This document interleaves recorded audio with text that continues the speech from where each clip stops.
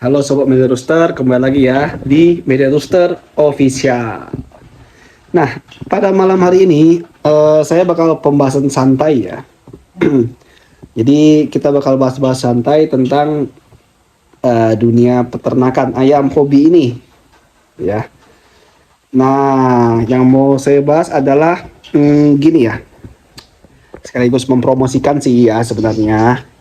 Jadi belakangan ini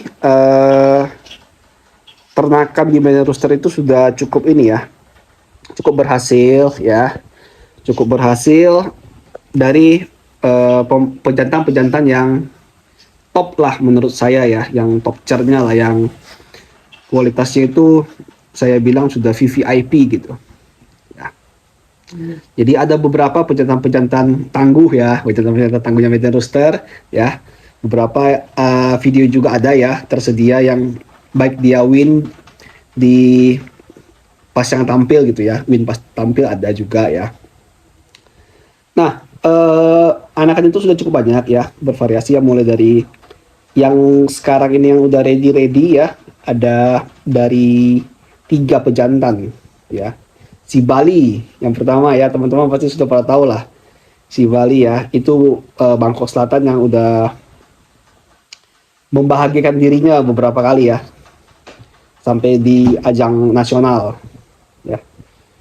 Juga ada si Birahi, ini spesialis prakot, full prakot ya.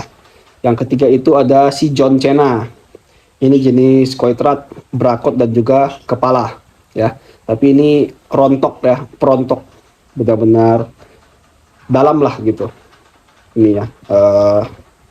Kaki yang melayang di badan atau di kepala itu membuat lawan rontok gitu ya, benar-benar ayam membuat rontok gitu. Nah, anakan itu sudah cukup banyak ya, dan sekarang itu udah usia kisaran 3 mingguan ya, yang berarti nanti beres lebaran sudah siap dipanen ya, sudah siap, udah bisa dikirim-kirim ya teman-teman ya. Udah 1 bulanan, biasanya sudah kelihatan jantan sama betinanya,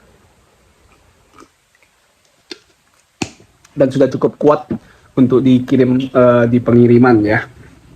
Oke. Nah, jadi buat teman-teman yang berminat bisa langsung WA aja ya.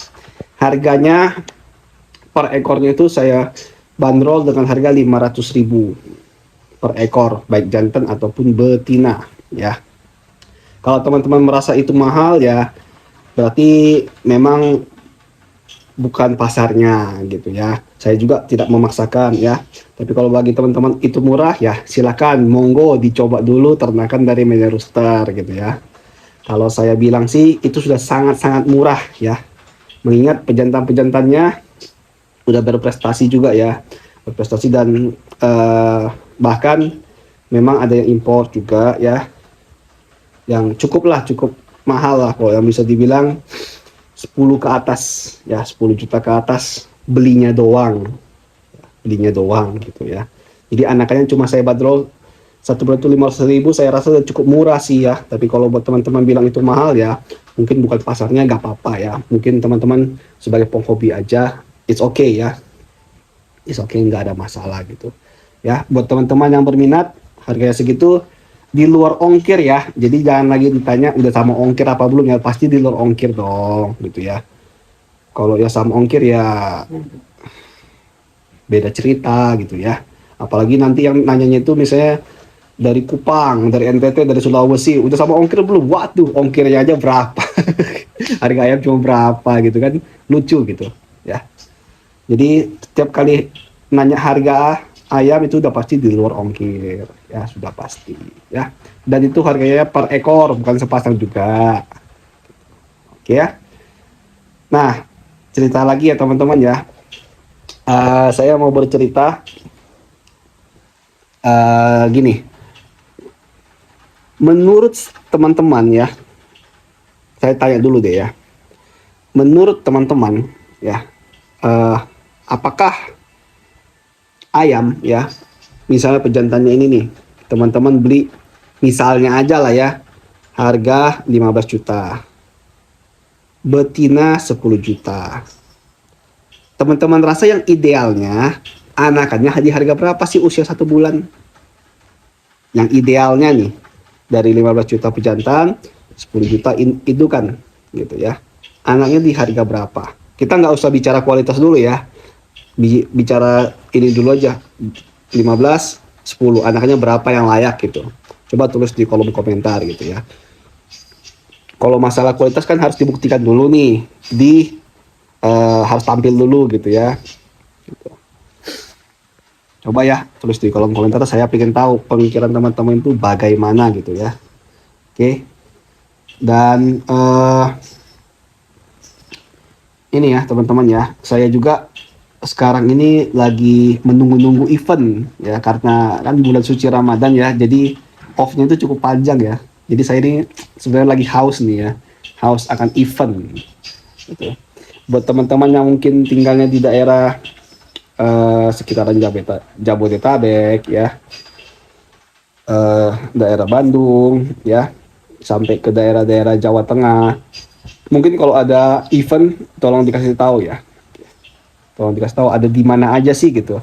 Karena yang saya tahu ya, yang dekat-dekat ini tanggal 21 April di Sumedang, tapi itu bukan event yang gimana banget gitu ya, yang biasa-biasa aja gitu. Terus tanggal 28 itu ada 2 tempat di Meikarta sama di Cilacap. Itu kemungkinan saya sih bakal yang ke Meikarta ya, karena lebih dekat juga. Kalau ke Cilacap saya cukup jauh ya. Bukan apa-apa, perjalanan capek gitu ya, harus nginap gitu. Dan ayamnya juga kayaknya lebih baik kelas yang di Meikarta gitu. Karena di Meikarta itu ada kelas-kelas yang 1 rondean, khusus lah buat ayam-ayam yang muda gitu kan. Memang saya juga ada beberapa yang udah harus main-main di 3 rondean gitu, minimal gitu. Cuman saya rasa saya pun mau bawa juga yang lain-lain juga gitu. Dan nantinya tanggal 5 ada di Bandung juga. Gitu. Mungkin teman-teman punya yang jadwal yang berbeda ya, atau event yang berbeda, tulis di kolom komentar ya, atau chat aja di WA saya, kasih tahu saya ada di mana ya. Nanti saya bakal coba lihat, kalau bisa mengikuti acara tersebut saya bakal ikutin ya, mensupport lah ya, mensupport event-event gitu. Karena tanpa event para peternak pasti gak hidup juga ya. Para penghobi juga pasti akan ini ya, haus lah ya, haus. Apalagi mengingat di daerah kita ini di Indonesia kan nggak boleh yang namanya ilegal ya, ya perjudian itu kan tidak boleh ya. Jadi kalau kita memaksakan pengen yang ke non kontes, ya takutnya ada apa-apa ya, penggerebekan ya, seperti teman-teman lihat banyak lah ya di reels atau di Facebook ya, polisi-polisi memperlakukannya seperti bagaimana gitu ya. Padahal kalau bisa dibilang ya itu kan uang mereka sendiri gitu ya, uang mereka sendiri, gak merugikan negara juga gitu loh ya. Jadi ya saya pun turut ini ya, merasa wah kapan sih kita bisa kayak di negara Thailand gitu ya, bebas gitu kan. Jadi kayak di negara Thailand gitu, peternak-peternak itu hidup banget gitu loh, bisa hidup dari ayam doang gitu. Karena apa? Dilegalkan, bahkan disupport sama pemerintahnya, dimasukin ke stasiun televisi gitu ya. Jadi hidup gitu loh. Kalau di Indonesia malah ditekan gitu ya, ditekan.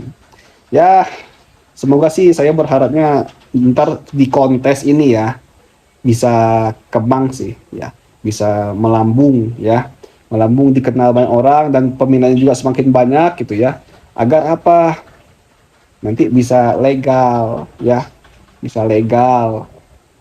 Jadi kita bisa mengikuti jejak-jejak di Thailand gitu ya, tapi tanpa sistem perjudian gitu ya. Jadi bisa mengikuti lah gitu, bisa mengikuti aturan yang ada di Indonesia, tapi tetap bisa menyalurkan hobi kita gitu.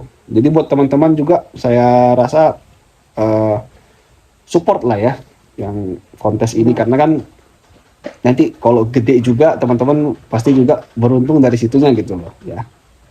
Kalau yang non kontes karena ilegalnya ini tuh ya, karena perjudiannya sih sebetulnya, jadinya ya harus main belakang aja gitu, main background aja gitu. ya, nggak bisa terang-terangan gitu. Makanya teman-teman juga lihat ya, eh, banyak pro dan kontra juga sebenarnya. Jadi pasti banyak kan pemain-pemain. Kemarin saya ada tanya di TikTok ya, di akun TikTok ya. Eh, Ibaratnya gini, pilih pro atau kontes lah gitu ya. Banyak yang saya lihat sih dari komentarnya, dari antusiasme ini ya, lebih condong ke pro ya, karena lebih real katanya. Terus kemenangan itu tidak di tangan juri katanya gitu ya. Tapi sih saya rasa yang komen begitu dia belum merasakan big game sih gitu ya, belum merasakan yang gladiatoran gitu, masih yang palingan cuma yang Galatama yang satu ronde atau menang sekali baru lanjut, kalau nggak udah didiskualifikasi gitu. Itu doang mungkin yang dia rasakan gitu loh, belum pernah mencoba yang di 3 ronde, yang di 5 ronde gitu. Kalau udah dicoba pasti sih saya rasa nggak bakal komen begitu gitu ya. Dia juga pasti tahu gitu bahwa di 3 ronde, 5 ronde itu berat gitu loh ya, berat lah gitu. Jadi banyak kan ayam itu, apalagi yang di 5 ronde ya, benar-benar ya kemenangan di ayam itu.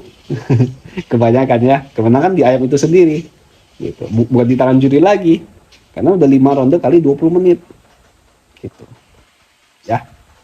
Jadi uh, saya rasa sih kalau yang buat pro atau kontes ya, bagi saya pro itu bagus ya, bagus. Jadi senjata si ayam itu digunakan ya, senjata alaminya itu digunakan gitu ya. Tapi yang nggak bagusnya itu apa?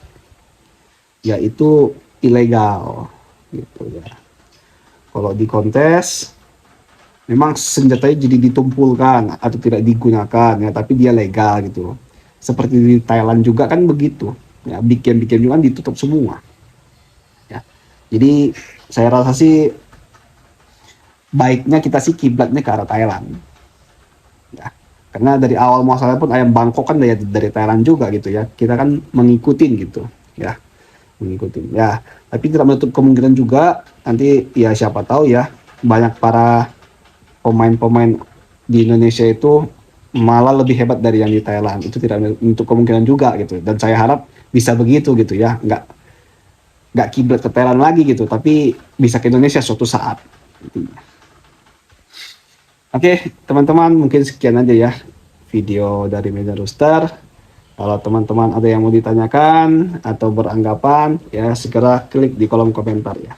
Oke, selamat malam. Salam.